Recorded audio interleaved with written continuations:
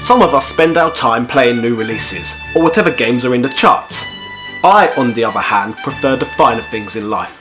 A great game is like a fine wine and gets better with age. But like a fine wine, sometimes these commodities hold significant value. You may not be able to afford thousands of classic games, but I certainly can.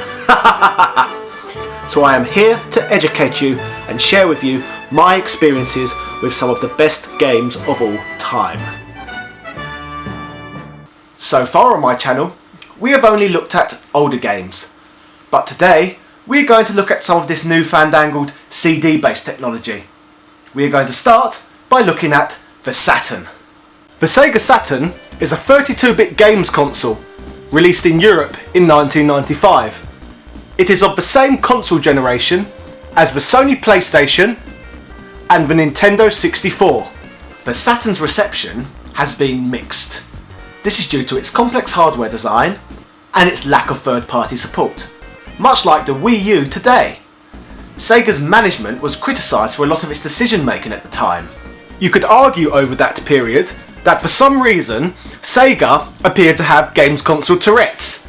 Here in Europe they released the Sega Mega CD in 1993, followed by the Sega 32X in 1994, followed by the Sega Saturn in 1995.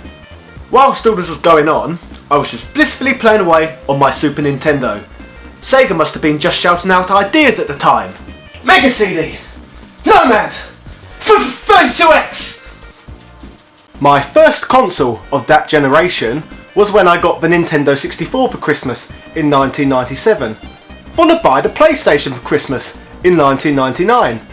I asked for the latter gift as I noticed older PlayStation games were dirt cheap compared to the Nintendo 64 games, so I could continue to play all the big Nintendo releases and play PlayStation games at the same time for a reduced price. So I had 2 out of 3 of that generation's consoles as it happened, and if I remember correctly, so did many of the pupils I went to school with. I have many memories of going around my friends and playing with both these consoles, such as racing in Mario Kart, killing each other in GoldenEye, or beating each other up in Tekken. I had so many playground conversations about the likes of Mario 64, Final Fantasy VII, Crash Bandicoot, Banjo-Kazooie, etc. However, I don't really remember anyone having a Saturn. The most I can recall is the odd child here and there mentioning their uncle or stepfather had one. You know, the poor ones from broken families, the weird kids. After a quick Google search, looking at the market shares in 1997, Sony controlled 48% of the market, Nintendo controlled 40% of the market, leaving Sega with a measly 12%. No wonder my Saturn memories are so bloody vague. Thinking back though, I have one memory. I remember going somewhere like Dixon's and seeing a Saturn set up to try out in there. It had a copy of Sonic R loaded up.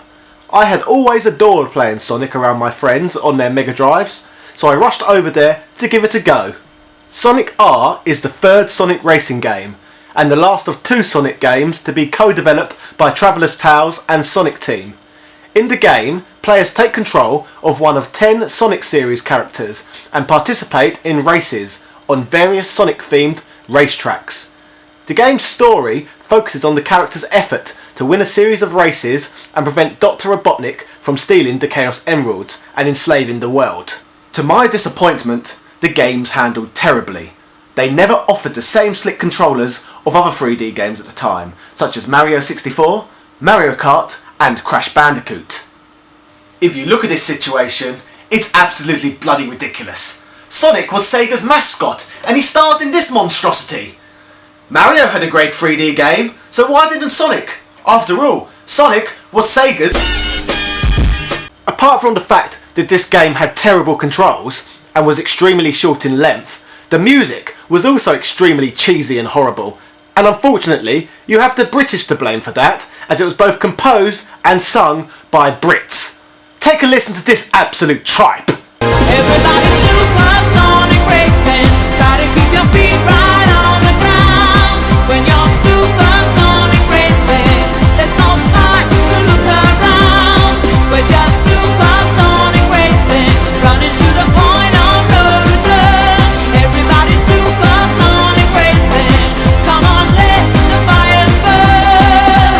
I would rather have a buffalo take a diarrhea dump in my ear than listen to the music in this game. In fact, I would rather eat the rotten arsehole of a skunk and down it with beer than listen to the music in this game. How does he drink this lowbrow nonsense? It baffles me to this day that Sonic eventually started tripping up so regular. In fact, I think he tripped up so often, he eventually banged his head so hard he ended up in a vegetative state, giving us the horrible Sonic games we have today. In fact, if Sonic was a real person, he'd be like one of those celebrities who was massive at the start of the 90s, but went mad later on in the decade from too much fame and too much drugs. If he was a real person, he'd probably have died by now by killing himself or having a drug overdose. To be fair, he had a nice little comeback tour with Sonic Generations. However, now he's back on the crack. And it wouldn't surprise me if it came out he was a nonce. What's a full-grown hedgehog doing hanging around with a child fox anyway?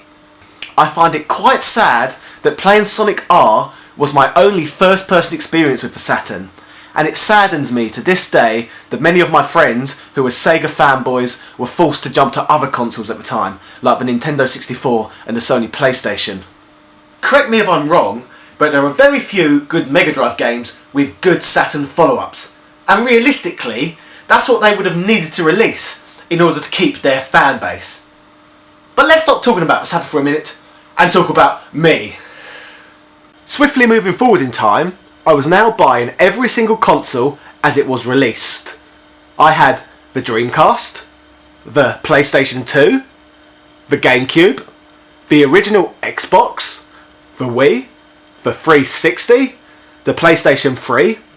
Also starting in the early 90s, I had begun trawling boot sales and had begun buying games and consoles I had missed out on owning as a child, such as the Mega Drive and the Master System, which I had always wanted. The Saturn was now the only big name console left I hadn't yet got in my collection, so I was quite curious to get one and play some of the games as there was still a lot of mystery surrounding it. After many years of visiting the boot sale, eventually I found one laying around. I never recall at any point being desperate to grab one, but it was nice to finally get it and see what I was missing out on. I think I pretty much looked at the Saturn as a crap version of the PlayStation. However, I knew there was probably a lot of games I was yet to discover, as let's be honest, the system wasn't exactly the talk of the playground. When I first got one, most of the games I managed to find I already owned on other consoles, such as Croc, Tomb Raider, Theme Park, and Wipeout.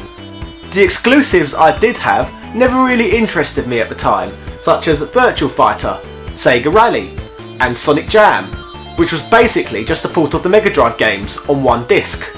Over the years, I slowly became more and more hardcore and discovered lots of cool exclusives, many of which I have not got round to purchasing and trying yet, such as Radiant Silver Gun, Nights into Dreams, Guardian Heroes, Shining Force 3, and Burning Rangers. Some of the great exclusives, however, I do own, and include the likes of Panzer Dragoon 1 and 2 and Saturn Bomberman. Bomberman is one of the greatest game series ever created, and in my opinion, Saturn Bomberman is the pinnacle in the entire series. This version supports 10-player on-screen multiplayer, and the single-player mode is just as good, offering beautiful animated cutscenes, ingenious level design, interesting enemies and power-ups. Whether alone or in a group, Saturn Bomberman is splendid. So although you can't compare the Saturn in quality to the likes of the PlayStation and the N64, with a library of games like that, it is still certainly a console worth playing. There's probably a lot more good exclusives on it than you'd find on the Xbox One or PS4. However, let's be honest, the systems of today are absolute turds. To summarise, I wouldn't say the Sega Saturn was the console to own back in the mid-90s. It rightfully lagged right behind in third place. However, today, it is certainly worth a visit, as there are so many hidden gems worth experiencing. Speaking of games the Saturn had to offer, the system still had one massive ace up its sleeve, and in fact, I think it could be one of the best games of all time, and this game can only be experienced on the Sega Saturn. This game is Panzer Dragoon Saga, and it is fan-bloody-tastic. But that's a story for next week. Cheerio! Everybody's supersonic racing. Try to keep your feet